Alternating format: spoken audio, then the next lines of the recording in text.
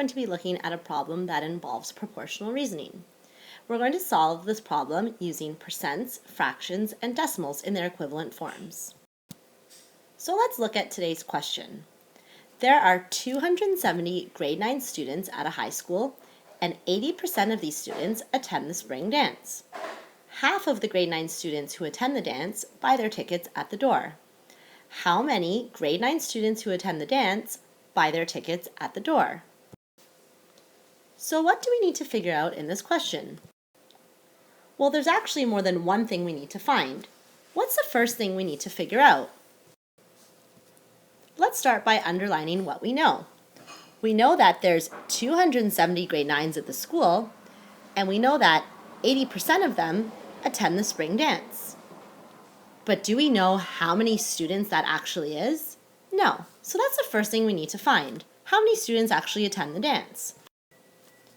Well, we know that 80% of the total number of students attend the dance. So 80% of 270 students attend the dance. But what does that mean? What is 80% of 270? I'm going to show you one method of solving this.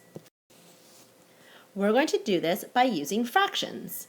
So let's represent 80% as a fraction. Well, how would you write the number 80% as a fraction? Think about what percent is out of. Percent is always out of 100. So if you have 80%, that means you have 80 out of 100. Now, how would you represent 270 as a fraction?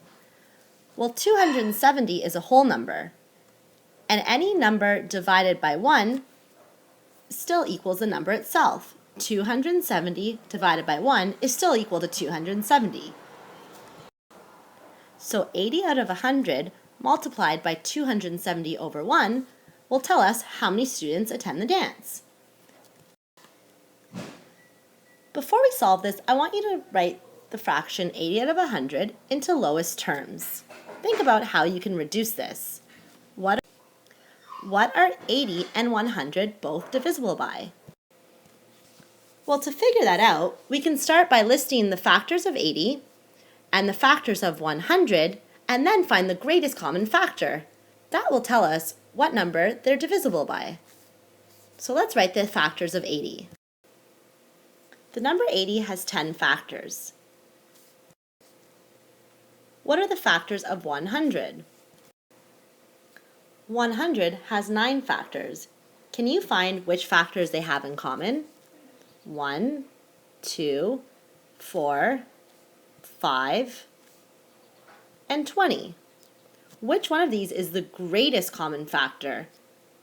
20 would be the greatest common factor. That means that 80 and 100 are both divisible by 20. So what happens when I take 80 and I divide it by 20? 80 divided by 20 equals 4. And 100 divided by 20 is equal to 5. So 80 out of 100 is equivalent to 4 over 5. Because I divided the numerator and the denominator by the same number, I've just come up with an equivalent fraction. So let's rewrite our multiplication sentence using our fraction in lowest terms.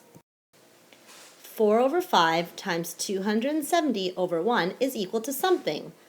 Do you remember how to multiply fractions? When multiplying fractions, we multiply the numerator by the numerator and then the denominator by the denominator. So let's start. 4 times 270. 4 times 270 gives us 1,080. Next we multiply 5 times 1. That's easy. 5 times 1 is 5. But now what? We have an answer that is an improper fraction. That means that the numerator is greater than the denominator. So how do we reduce this? Well, 1,080 over 5 also means 1,080 divided by 5. How many times does 5 go into 1,080? Let's try that. 1,080 divided by 5 gives us 216. We've got a whole number now. That means that 216 students attend the spring dance. 80% of 270 is equal to 216. But now what? What do we need to do next? What else does the question tell us? This question also tells us that half of the students who attend the dance buy their tickets at the door. And we need to figure out how many students who attend the dance buy their tickets at the door. So how can we represent half as a percentage and a fraction? Well, think about it. Remember, percent is always out of 100. What's half of 100? 50. 50% represents half. 50 out of 100. Can you put this fraction into lowest terms? What are 50 and 100 both divisible by? Let's write the factors of 50 and 100. Well, we already know the factors of 100, so let's rewrite those. And now let's figure out the factors of 50. Let's circle all the common factors. 1, 2, 5, 10, 25, and 50. Which is the greatest common factor? That's right, 50.